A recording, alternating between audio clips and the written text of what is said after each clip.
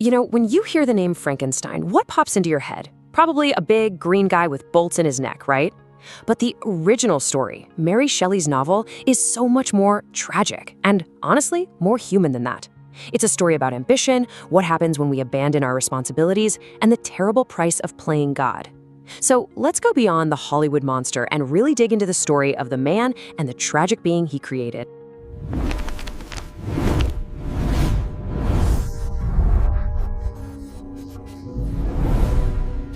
Right from the very first page, Mary Shelley hits us with this quote.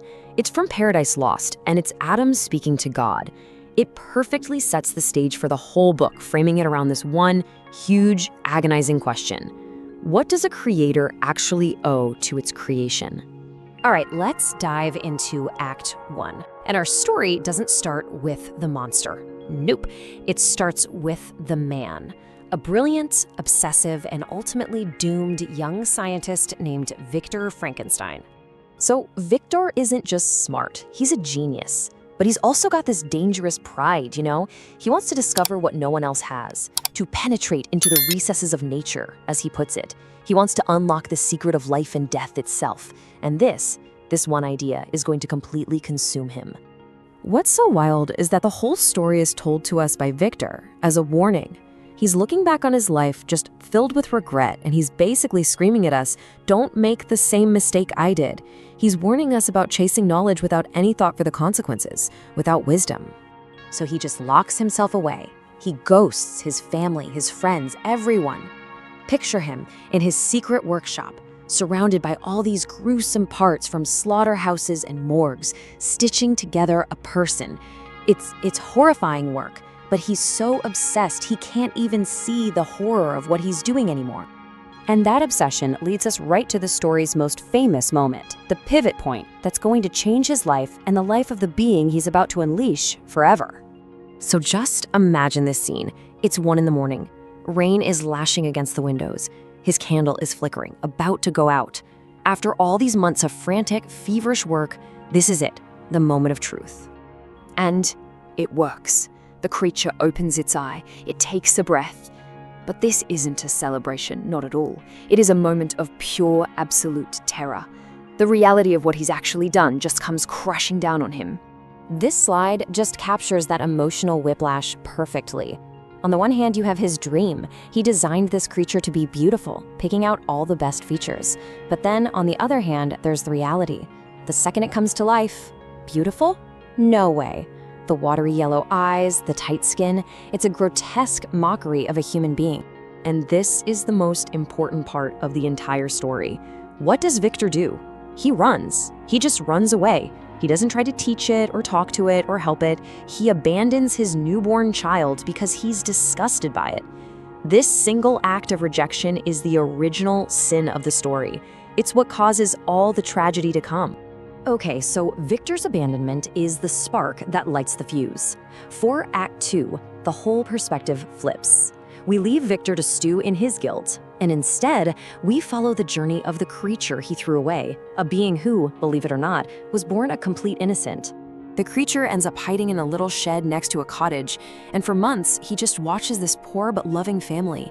He learns everything from them. He learns about family, about kindness. He even learns to speak and read their language. But the more he learns, the more he understands that he can never be a part of their world because of how he looks. And when he finally gets the courage to show himself, hoping for connection, they react with pure terror and attack him. This line is just, wow. It's one of the most heartbreaking lines in literature. The creature is basically telling us, hey, I wasn't born evil. I was born good. I wanted to love people. But being treated with constant cruelty, starting with my own creator, that's what turned me into a monster. And that transformation, from an innocent being into a creature of rage, leads us right to the dramatic core of the story, the final, desperate showdown between the creator and the created. The creature manages to track Victor down in the Alps on this huge, empty glacier. He tells Victor his whole miserable story, and his demand is actually pretty reasonable.